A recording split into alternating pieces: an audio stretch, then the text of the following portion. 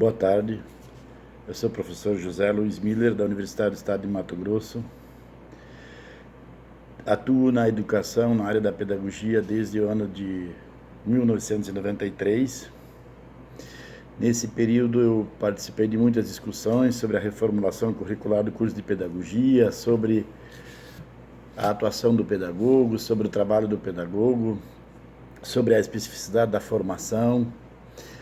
Tenho buscado também sempre me qualificar, produzir ou direcionar as minhas produções científicas nessa área em questão, e fiz a minha especialização na área da educação. Apesar de ser formado em filosofia, fiz na área da educação mesmo, com especificidade, com foco na pedagogia, didática do ensino superior. Depois o meu mestrado em educação na Universidade Regional do Noroeste do Rio Grande do Sul, conhecida como Unijuí, e depois eu fiz o meu doutorado em educação pela Universidade Federal do Rio Grande do Sul, também com foco na formação de professores, especificamente no caso também da pedagogia. O que me motiva agora, nesse momento, a fazer a produção desse vídeo é para nós fazermos uma reflexão, ou propor uma reflexão sobre o que vem a ser a atuação do pedagogo em espaços não escolares. Nos anos 2000, intensificou-se mais um debate sobre essa questão do que viria a ser, então, a formação geral de um pedagogo. E aí produziu-se uma discussão muito ampla e se chegou à ideia de uma formação que desse a habilitação ou a atuação profissional em pedagogia apenas, nas diretrizes da pedagogia aprovadas, então, em meados dos anos 2000, entre 2000 e 2010. Na universidade, nós fizemos a nossa primeira implantação, também em meados da década de 2000, por volta de 2005, 2006 e 2007. Foi o período de tramitação em que se instalou essa proposta na universidade que eu trabalho, a Universidade do Estado de Mato Grosso. E a nossa preocupação era justamente atender às proposições das diretrizes curriculares nacionais para a pedagogia, a formação em pedagogia. E uma das grandes inovações era a questão da atuação do pedagogo em espaços não escolares. Então, essa compreensão gerou muitos debates, gerou muitas interpretações diferenciadas, né? Mas, em suma, o que se entendeu e o que se entende até hoje, também a partir de Ghosn, que é uma grande referência nesses debates, é que a atuação do pedagogo em espaços não escolares é aquela forma de educação que acontece quando não faz parte do sistema formal de ensino. Ou seja, nós temos as escolas, enquanto tais, da rede pública, da rede privada, que são configuradas como escolas, espaços destinados especificamente à formação escolar, com diplomação, com aferição de resultados, com currículo obrigatório, com currículos unificados, com um padrão de formação que é reconhecido pelo Ministério da Educação. Em contrapartida, nós temos muitos espaços onde acontece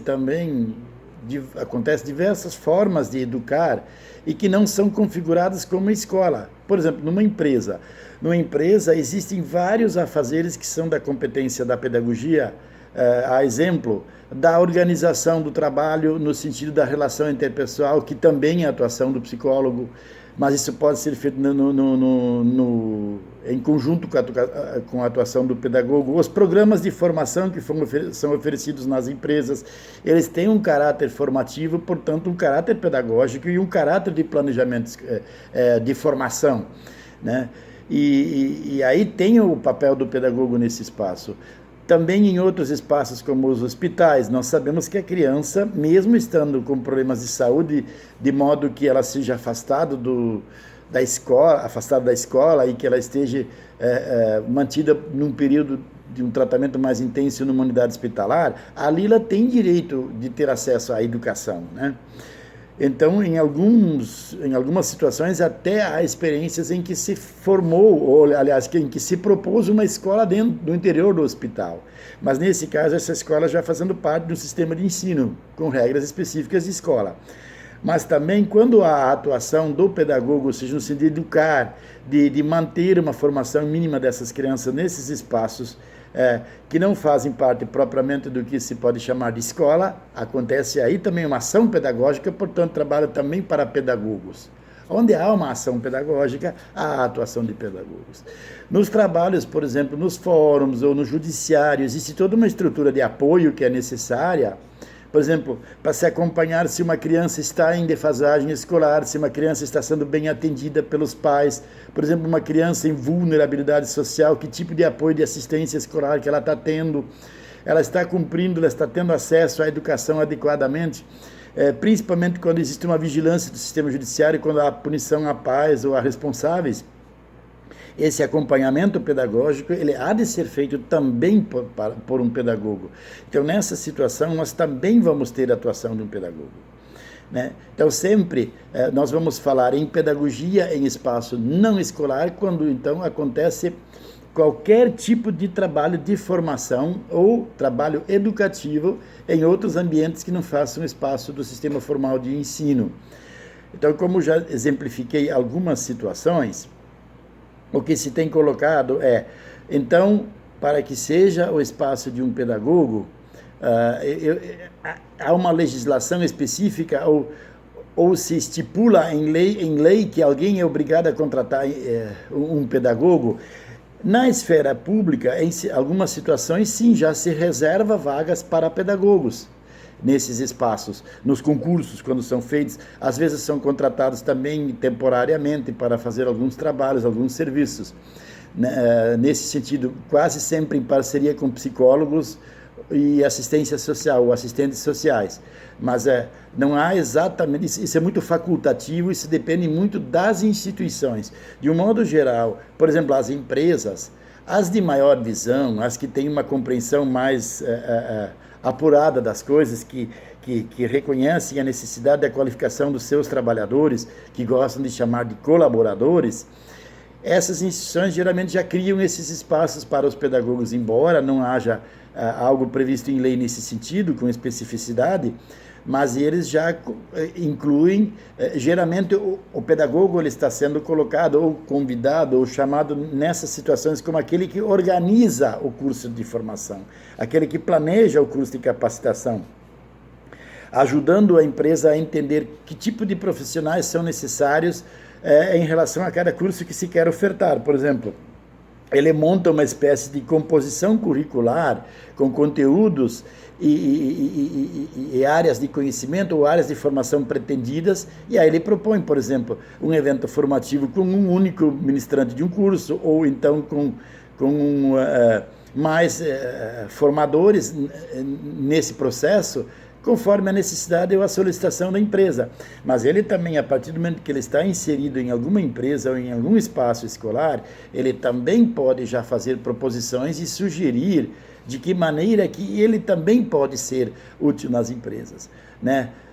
Não numa visão assim de serventia ou de uma perspectiva utilitarista, mas no sentido de que qual é a minha contribuição como educador, como pedagogo para uma empresa. Então é preciso também, às vezes os alunos nos perguntam, mas professor, não nos convidam ou não entendem nossa função ou não nos oportunizam nossa participação nesses espaços. Não tem problema. Nós é que vamos ter que abrir esse espaço e dizer às empresas, às instituições, que nós estamos em condições de contribuir.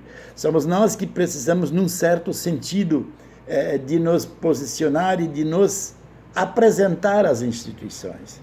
Não é no mesmo sentido de ofertar um produto, mas então vamos mal comparar. Quem inova ou quem produz uma inovação tecnológica precisa apresentá-la, ofertá-la às pessoas e às instituições, convencer da sua necessidade naquela situação.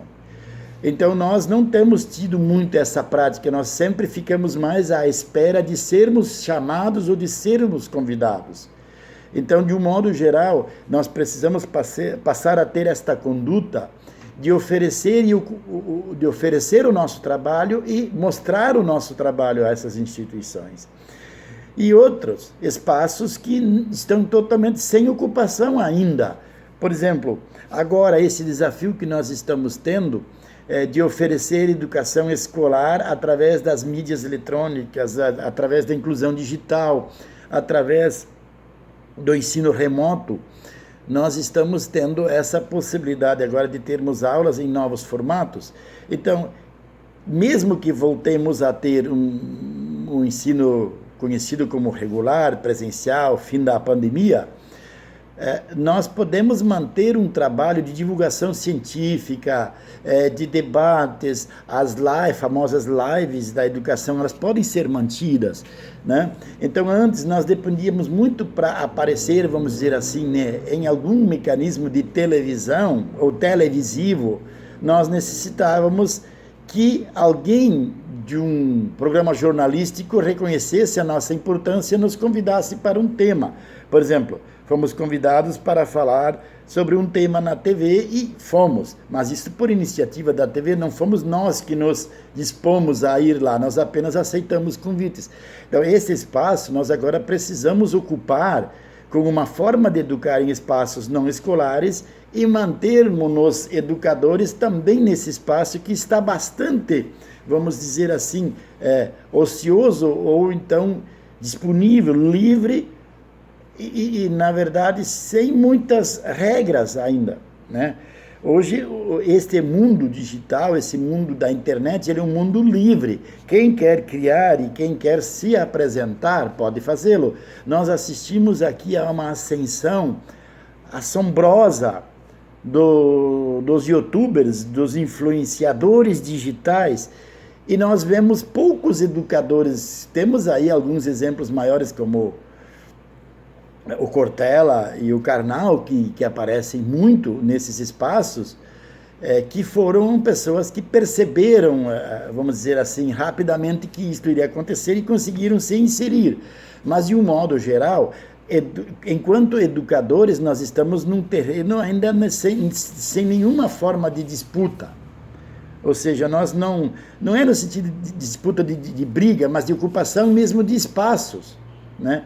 Nós não temos ocupado esses espaços, enquanto às vezes as pessoas se nós olharmos a capacitação, ou seja, o currículo, o que habilita as pessoas que estão ocupando esses espaços para influenciar as pessoas, nós vamos reparar que elas perdem e deixam muito a desejar em muitos casos, né? Então é mais um espaço que nós da educação, que nós da pedagogia não estamos ocupando, que nós estamos deixando esse espaço ocioso, vamos dizer assim, né, para quem tem a vontade ou a disposição, a capacidade de ocupá-lo.